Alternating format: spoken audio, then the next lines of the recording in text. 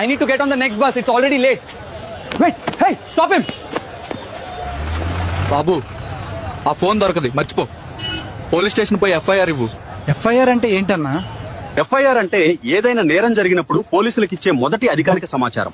Simple గా చెప్పాలంటే నేరం గురించి పోలీసులకు చేసే ఫస్ట్ కంప్లైంట్. ఎఫ్ఐఆర్ ఎప్పుడు ఇస్తారంటే ఏదైనా దొంగతనం, కొట్టడం, హింస, మోసం, బెదిరింపులు, మహిళలపై నేరాలు ఆర్ క్రైమ్స్ జరిగితే ఇలాంటి వాటికి మనం ఎఫ్ఐఆర్ ఇవ్వాలి.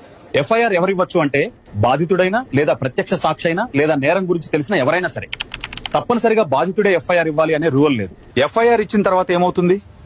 ముందుగా పోలీసు ఎఫ్ఐఆర్ నమోదు చేస్తారు, దర్యాప్తు మొదలవుతుంది, ఆధారాలు సేకరిస్తారు, అవసరమైతే నిందితుడిని అరెస్ట్ చేస్తారు, చివరికి కేసు కోర్టుకెళ్తుంది.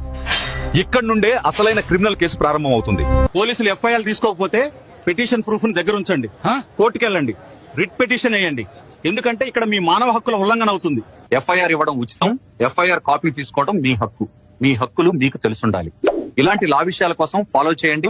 ఈ వీడియో మీకు నచ్చితే డివి నాయుడుని సబ్స్క్రైబ్ చేసుకోండి. And likes, shares, love you all.